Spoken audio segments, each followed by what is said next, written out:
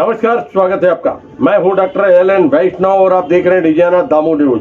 आइए डालते सबसे पहले प्रमुख समाचारों पर एक नजर। मध्य प्रदेश के सभी नगर पालिका कार्यालयों में कर्मचारियों ने की तालाबंदी। दमोह में रैली निकाली, नारेबाजी, विभिन्न मांगों को लेकर सौंपा गया ज्ञापन। ओवरब्रिज के निर्माण को लेकर राजनीति गरमाई।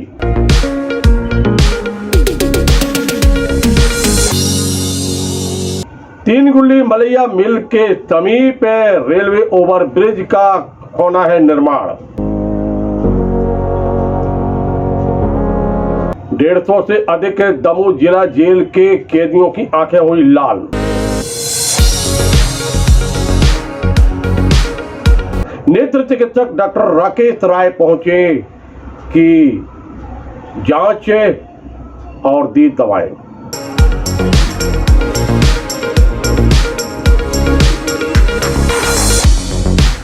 प्रधानमंत्री आवास योजना के कार्यक्रम का विरोध, जमकर हुआ हंगामा।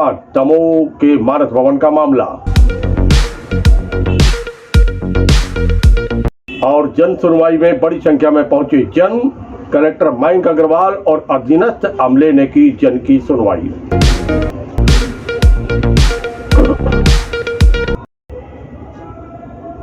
नमस्कार, मैं हूं डॉक्टर एल.एन. वैष्णव। समाचार सुनते हैं विस्तार से।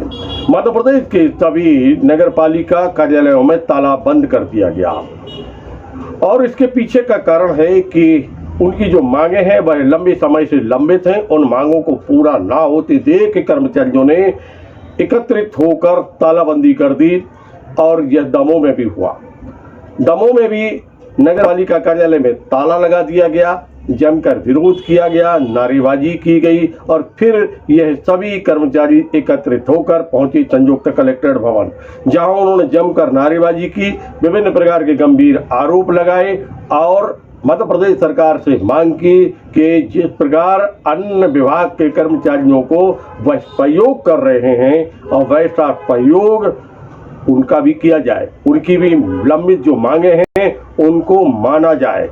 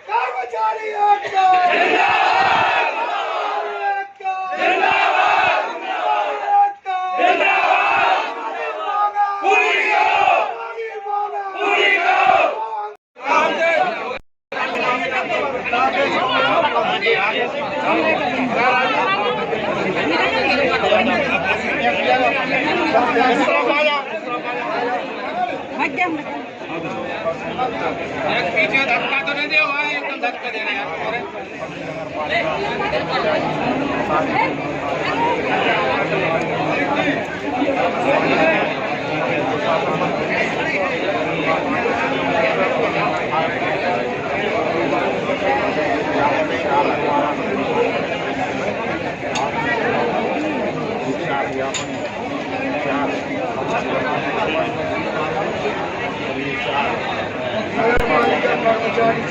गुंडागिर्दी की जाती है।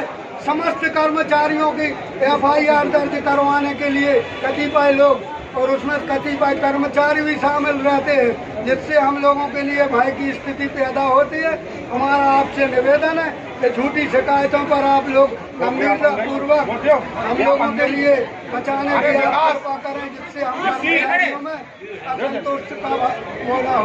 मुख्यमंत्री महोदय के लिए कलेक्टर महोदय के द्वारा ये ज्ञापन सौंपा जा रहा है, जिसमें विभिन्न प्रकार की मांगे श्रीमान मुख्यमंत्री महोदय जी, माननीय नगरीय प्रशासन मंत्री श्रीमान मुख्य सचिव महोदय, श्रीमान आयुक्त महोदय और श्रीमान कलेक्टर महोदय। 11 सूत्रीय मांगों के उसमें ये ज्ञापन दिया जा रहा है। कृपया उपरोक्त अनुसार है। महासंघ द्वारा विगत कई बार नगरीय निकायों के अधिकारी कर्मचारियों की लंबित मांगों के निराकरण हेतु मांग पत्र दिए गए हैं। काली पट्टी, नारेबाजी और फिर ज्ञापन, कौन सा मामला आया कि आज सब लोग तालाबंदी करके यहाँ आ गए? वर्षों से हम लोग नगरीय निकाय क्षेत्र में मध्य प्रदेश के कर्मचारी बहुत ही परेशान थे और आज जो दिन दिख रहा है ये आक्रोशित का दिन है कि जब हमारे प्रदेश के मुखिया शिवराज सिंह चौहान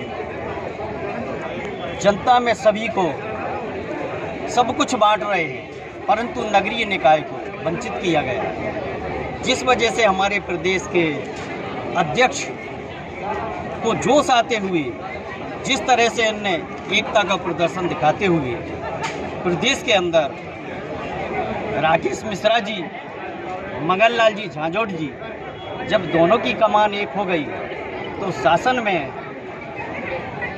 कुर्सियां डगमगाने लगी, जिस वजह से हमारे अपने अधिकार के लिए पूरा कर्मचारी नगर पालिका मध्य प्रदेश का हो चाहे अपने जिले क्षेत्र का हो, सबकी समस्या एक ही है, कोई अलग नहीं है।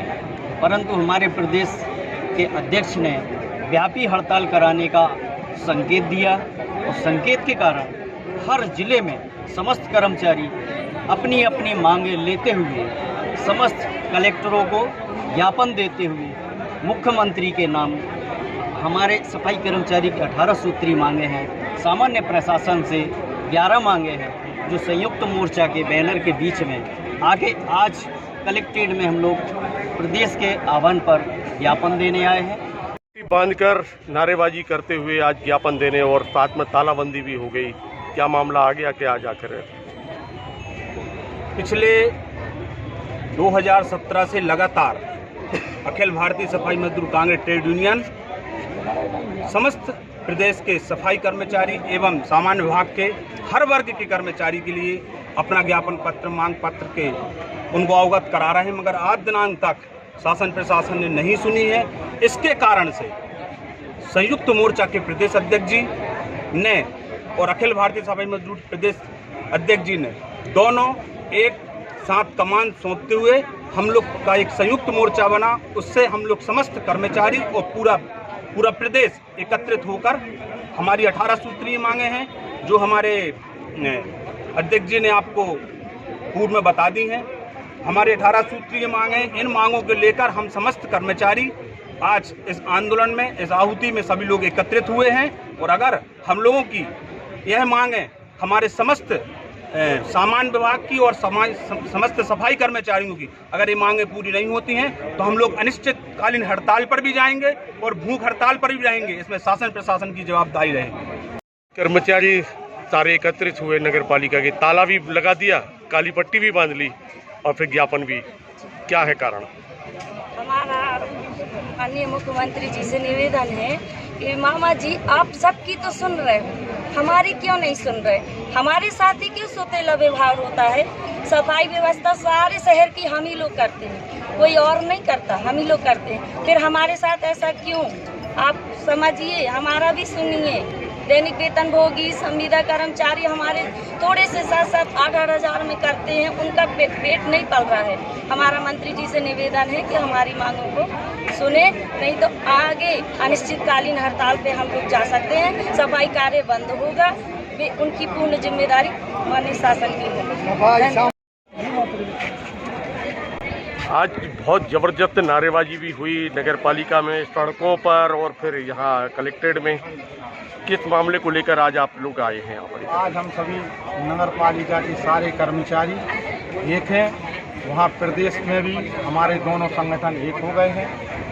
सारे प्रदेश में माननीय मुख्यमंत्री जी द्वारा सभी की मांगों की पूर्ति की गई, लगभग सभी विभागों को उन्होंने सौंपे दिए। हम लोग भी श्रीमान कलेक्टर महोदय के माध्यम से आज प्रदेश व्यापी हड़ताल पर हैं और माननीय कलेक्टर महोदय के माध्यम से ज्ञापन प्रेषित कर रहे हैं कि हमारी मांगों पर भी सहानुभूतिपूर्वक विचार किया जाए।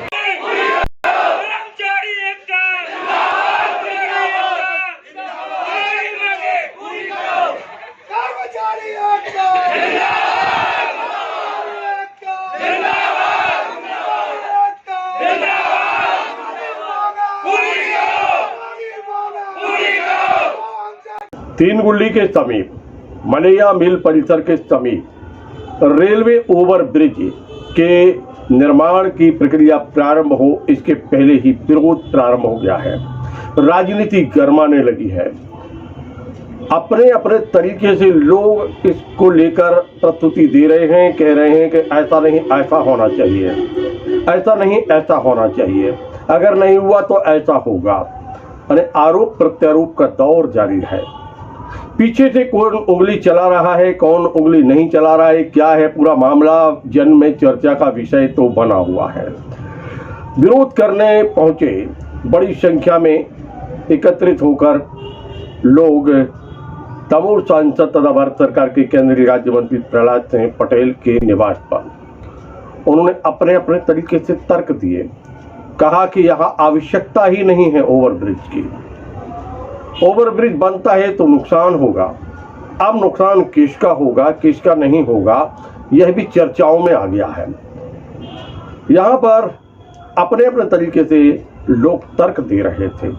लगभग 100 के करीब यहाँ पर वह लोग थे जो विरोध करने पहुंचे थे। 6 फुट 5 फुट चाहिए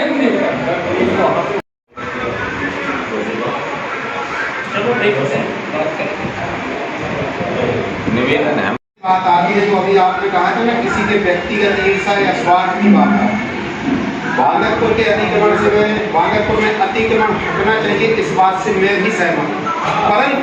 परंतु केवल मंदिर के द्वार के सामने से हमारी दुकान हट जाने से अतिक्रमण नहीं हटेगा।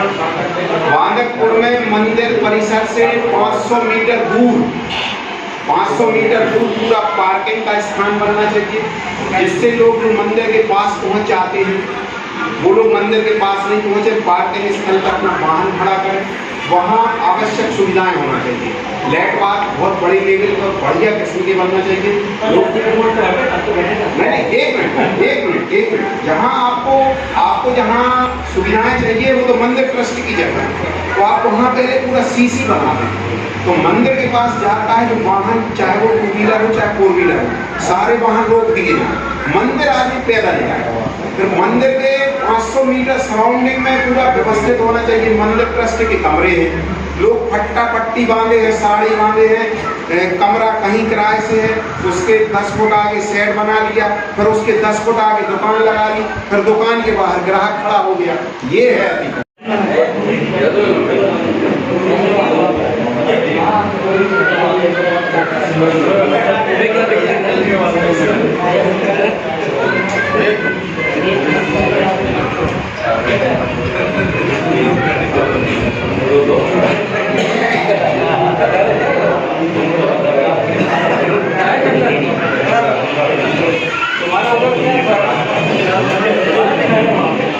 सामने की लाइन हटाने से नहीं होगा। सबसे पहले हमें भैया बहुत बढ़िया पार्किंग के लिए स्थान बनाना पड़ेगा। मंदिर से 500 मीटर दूर सारे वाहन खड़े हों, लोग बढ़िया भगवान के। Manganj ward 4, Manganj ward 3, civil ward 8, civil ward 9 और सिविल वार्ड 10 के सभी जो निवासी हैं आज माननीय दमोह के लोकप्रिय सांसद और केंद्रीय मंत्री श्री प्रहलाद पटेल जी के यहाँ पे ज्ञापन देने आए थे। ज्ञापन का विषय ये था कि जो ये ओवरब्रिज बन रहा है 3 गुल्ली से लेके अंटाउन मलैया फाटक पर, उसका निर्माण रोका जाए और वहाँ पर एक छोटा सा अंडर ब्रिज बनाया जाए। इस हेतु हम लोग आज माननीय सांसद जी के निवास कार्यालय पर आए। क्या नुकसान है ऐसे ब्रिज बनने से जब विकास की स्थिति बन रही है? क्या है, पहले से ऑलरेडी दमोह शहर में 4-5 किलोमीटर में दमोह शहर फैला है और ऑलरेडी 2 ओवरब्रिज हैं। ये जो ओवरब्रिज बन रहा है इसकी कोई उपयोगिता नहीं है, क्योंकि शहर के अंदर से भारी वाहनों का वैसे ही निषेध है और जो बसें वगैरह आती थीं वो बसों के लिए शहर से बाहर सागर नाके पर बस स्टैंड बन रहा है। तो इस कारण से इस ओवरब्रिज की कहीं से कोई उपयोगिता नहीं है और यहाँ पे तो मात्र माने मलैया फाटक के यहाँ पे, अंठावन मलैया फाटक के यहाँ पे मात्र मोटरसाइकिल और 2 व्हीलर और 4 व्हीलर निकलते हैं, जो एक छोटे से ओवरब्रिज के कारण वो निकल सकते हैं, कोई दिक्कत नहीं होगी। भारी वाहन का आवागमन है ही नहीं। मलैया मील परिसर के पास में बनने वाले ओवरब्रिज का विरोध करने आप लोग यहाँ पर आए हैं। जी हाँ क्या परेशानी है, ऐसे क्यों विरोध हो रहा है? सर, क्योंकि वहाँ पे जो मांगंज वार्ड है वहाँ पे कोई बड़े ब्रिज की आवश्यकता नहीं है, क्योंकि वहाँ पे कोई बड़ा वाहन नहीं, क्योंकि हमारा जो दमोह का बस स्टैंड है वो निर्माणाधीन है सागर रोड पर, और ट्रांसपोर्ट नगर भी बाहर जा चुका है, तो कोई भी बड़े वाहन वहाँ से नहीं गुजरते हैं, केवल 2 व्हीलर और छोटी 4 व्हीलरों के लिए ही चाहिए। तो वहाँ पे अंडर ब्रिज की आवश्यकता है, क्योंकि वहाँ पे अगर आप एक ओवरब्रिज बना रहे हैं तो वहाँ पे ऐसे कोई उसकी आवश्यकता नहीं है। धन का दुरुपयोग है सर, शासकीय धन का। ओवरब्रिज से भारी वाहन ही निकलेंगे, ऐसे कैसे आप सिद्ध कर सकते हैं कि ओवरब्रिज से भारी वाहन सर, आप वहाँ पे काउंटर लगा लीजिए, डबल एक्सल वाहन या कोई भी वाहन वहाँ से निकलना है ही नहीं। आप दिन भर वहाँ पे कर लीजिए सर्वे। जैसे कि रेलवे को सारे ओवरब्रिज बनाए जा रहे हैं, अंडरब्रिज की कंट्रैक्ट बंद कर रही है रेलवे, और रेलवे अपना वो फाटक बंद करेगी तो फिर क्या आपत्ति है? सर, ऑलरेडी 1 किलोमीटर के दायरे में 2 ओवरब्रिज हैं, जिसमें से बाहरी वाहन शहर के बाहर से ही एक मार्ग पे पहुंच जाते हैं, और वो दोनों ओवरब्रिज जो जुड़े हुए एक ही मार्ग से जुड़े हैं। तीसरा ब्रिज भी जा रहा है, वो उसी मार्ग से जुड़ रहा है। यानी कि मेरा कहना ये है कि एक ही मार्ग पर 3 ओवरब्रिज 1 किलोमीटर के दायरे में आएंगे, जिसकी कोई आवश्यकता नहीं है।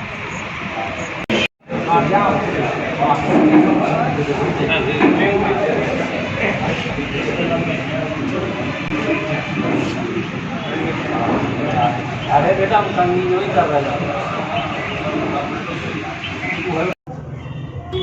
दमोह जिला जेल में 150 से अधिक कैदियों की आंखें लाल हो गई, और लाल आंखें लोगों के लिए परेशानी का कारण बन गई। यानी वह लोग जो जेल परिसर में रहते हैं, कैदी हैं, बंदी हैं, और साथ में वह लोग जो यहाँ पर तैनात हैं ड्यूटी पे, सबको परेशानी बनने लगी इन आंखों को लेकर। आंखें जो लाल थी, लोग जो परेशान थे, और इनकी आंखें लाल ना हो, लाल आंखें वापस उसी स्थिति में पहुंच जाएं जो प्राकृतिक आंखें होती हैं, इसके लिए डॉक्टर राकेश राय ने जाकर सबकी आंखों की जांच की। जांच करने के उपरांत उन्होंने सलाह भी दी, दवाएं भी दी।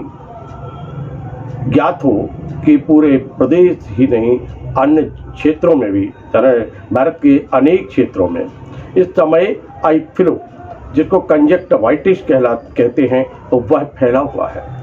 लोगों की आंखें लाल हो रही हैं, और ऐसी ही आंखें जेल में बंद कैदियों की हो गई। परेशानी बनी। दमोह के उप जेल अधीक्षक ने तत्काल सूचना दी जिला चिकित्सालय में, और फिर क्या था, डॉक्टर राकेश राय अपने दल के साथ पहुंच गए सबकी आंखें जांचने के लिए।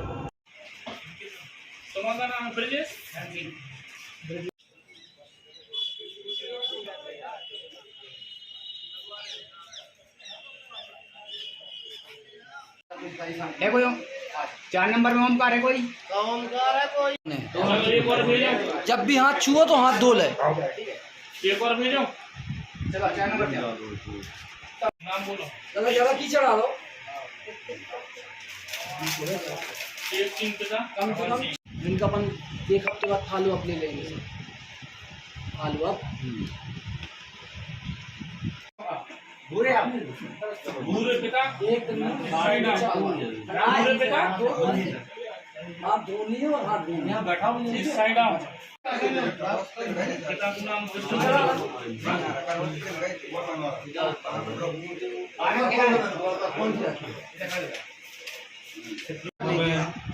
हमने जो भी कहा था तो ज्यादा हो सकती है।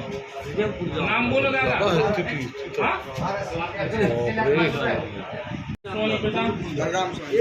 एक दिन बहुत है।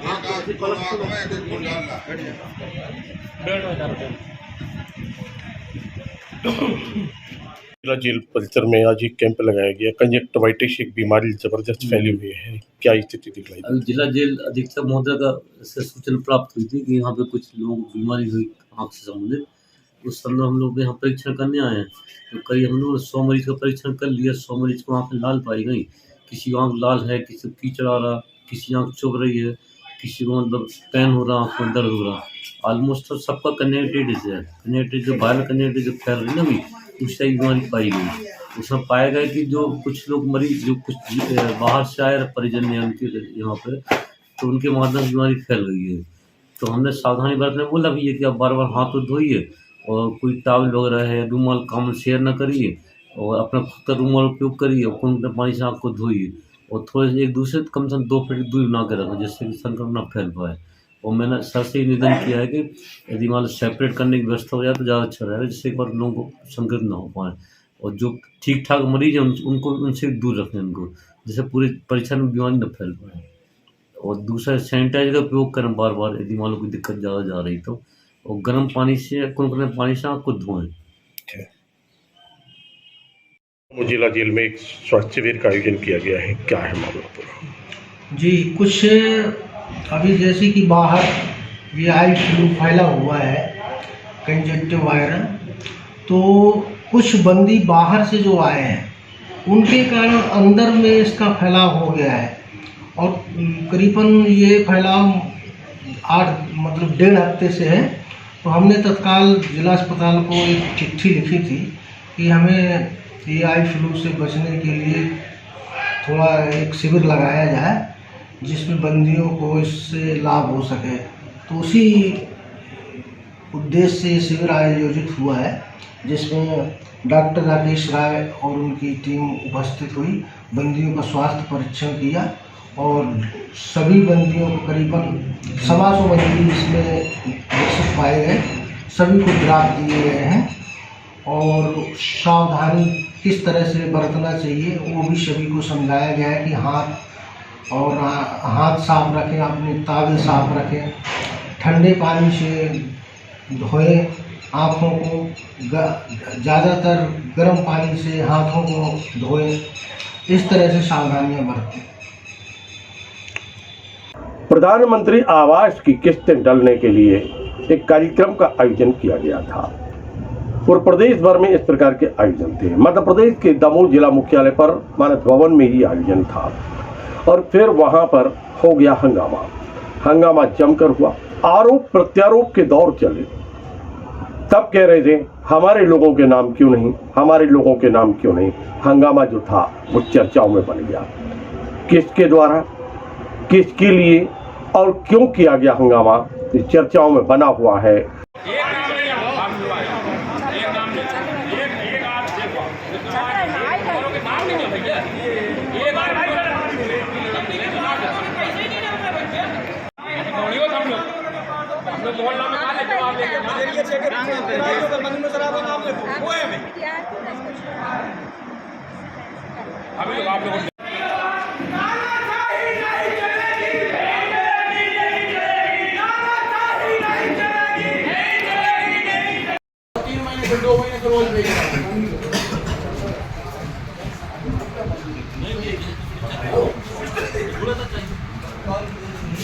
इनको 1 घंटा का समय मिल गया तो भले ही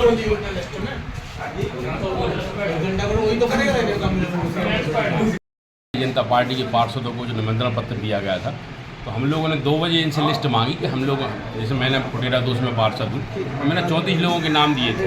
मुझे 2 बजे जब लिस्ट दी गई तो उसमें मेरे एक वार्ड के एक व्यक्ति का नाम शामिल नहीं हो, जबकि ये पैसा हमारी भारतीय जनता पार्टी, प्रदेश सरकार और केंद्र सरकार के माध्यम से आता है और हम इसका लाभ यदि हम अपने वार्ड के लोगों को नहीं दिला पा रहे हैं तो हम लोग क्या करें बताइए आप। और सीधी बात यह है कि नगर पालिका में सीधा सीधा भ्रष्टाचार का बोलबाला है। जो पैसा देता है उसके वार्ड के लोगों के नाम डलते हैं। इसमें कुछ पार्षद ऐसे भी हैं जो 40-40, 50-50 नाम एक वार्ड से आए हुए हैं। आप चाहें तो वो लिस्ट को देख सकते हैं। और कुछ लोग ऐसे भी हैं जो जनप्रतिनिधि नहीं हैं, उसके बाद भी उन लोगों की लिस्ट में नाम चढ़े हैं बाकायदा। क्या उनके रेफरेंस से ये पैसा डल रहा है? क्या वो दलाल हैं क्या? हम आप लोगों से ये पूछना चाहते हैं कि उनका, जब वो जनप्रतिनिधि नहीं, जनता के चुने हुए प्रतिनिधि नहीं है, तो वो उनका लिस्ट में कैसे नाम आ रहा है? ये देख लीजिए आप लोग, ये है लिस्ट, और इन लिस्टों में आपको स्वतः ही दिखा रहा होगा कि वो कहाँ से नाम आ रहे हैं। वो यदि जनप्रतिनिधि हो या कुछ किसी पद पे हो, संवैधानिक पद पे, तो कौन है वो जिनके नाम? इसमें हैं बहुत से लोग हैं, ऐसे नहीं है, किसका बताएं आप लोगों के लिए, बहुत से लोग हैं ऐसे। तो हम लोग यही चाहते कि सबका बराबर से पैसा डले। हम लोग नहीं चाहते कि सबका डले, 39 पार्षदों का पैसा डले। हम लोग नहीं चाहते कि हम लोग का पूरा पैसा डले। हर पार्षद यदि 283 लोगों के नाम आए हैं तो आप 39 वार्डों में को डिवाइड कर दीजिए और पैसा डाल दीजिए। हम लोगों को न कार्यक्रम से परे है, न कार्यक्रम, चाहे कांग्रेस के पार्षद वो भी हमारे भाई हैं और जो भाजपा के पार्षद हैं वो भी हमारे भाई हैं। इसलिए हम आप लोगों से, आपके माध्यम से और कलेक्टर साहब से आप लोगों के माध्यम से कलेक्टर साहब से कहना चाहते हैं कि बराबर सभी के वार्डों में, कि सभी के वार्डों में गरीब जनता रह रही है। ऐसा नहीं है कि हर वार्डों में किसी के वार्ड में गरीब रह रहे हों, ऐसा नहीं, सभी के वार्डों में गरीब जनता निवास कर रही है। तो हम आप लोगों से निवेदन कर रहे हैं मीडिया के माध्यम से, कलेक्टर साहब तक ये बात जाए और इस भ्रष्टाचार को बंद किया जाए। नहीं हो रहा है ये। आज चूँकि प्रधानमंत्री आवास योजना की किस्त डाली जा रही थी, कुछ हमारे जो सम्मानित पार्षद हैं उनके द्वारा बताया गया कि उनके द्वारा जो सूची दी गई थी उनको सूची में नहीं जोड़ा गया है, तो उसका भी हम लोगों ने सूची का परीक्षण कर रहे हैं। और जो पात्र हितग्राही हैं तो सभी को जोड़ा जाएगा उसमें, और सभी की राशि डाली जाएगी। कुछ वार्डों में आपत्तियां आई हैं तो उसको हम वोट लगा रहे हैं। आरोप भाजपा पार्षदों का आरोप है कि केवल कांग्रेस से जुड़े लोग, कांग्रेस पार्षदों के लोग जो हितग्राही हैं उनको लिया गया, भाजपा पार्षद जो है उनके हितग्राहियों को नहीं लिया गया है। ऐसा नहीं है, जो पात्र हितग्राही हैं BPR वाइज पैसा आता है उसमें राशि डाली जाती है, वही डाली जाएगी। सर कार्यक्रम बंद हो गया, शुरू हुआ था, फिर क्यों? नहीं, कार्यक्रम तो चल ही रहा, कंटिन्यू CM साहब उद्बोधन चल रहा, तब तक यहाँ चर्चा के लिए यहाँ सब पार्षद उपस्थित थे तो उसमें हम लोग आ गए। मानस भवन के मुख्य द्वार का दरवाजा बंद है, कार्यक्रम कहाँ चल रहा है सर? नहीं, कार्यक्रम तो कोई बंद कर दिया, कार्यक्रम चल ही रहा है। आप भी वहाँ मौजूद नहीं है सर कार्यक्रम? नहीं, मैं तो यहाँ कार्यक्रम में वही था, मौजूद वहीं था। ये यहाँ आ गए, लोग बैठे थे यहाँ चर्चा के लिए यहाँ गए। जन की सुनवाई के लिए, जन की समस्याओं को दूर करने के लिए जन सुनवाई होती है। प्रत्येक मंगलवार को जन सुनवाई होती है और इस बार भी जन सुनवाई हुई मध्य प्रदेश के दमोह जिला मुख्यालय पर स्थित संयुक्त कलेक्ट्रेट भवन में। दमोह के कलेक्टर मयंक अग्रवाल और उनके साथ अधीनस्थ अमले ने जन की समस्याओं को सुना और उसको निराकरण करने के लिए संबंधितों को निर्देश दिए। मित्रों, ये थे अब तक के प्रमुख समाचार। हम कल फिर मिलेंगे आपसे नए समाचारों के साथ, तो देखते रहिए DGRA दमोह। नमस्कार।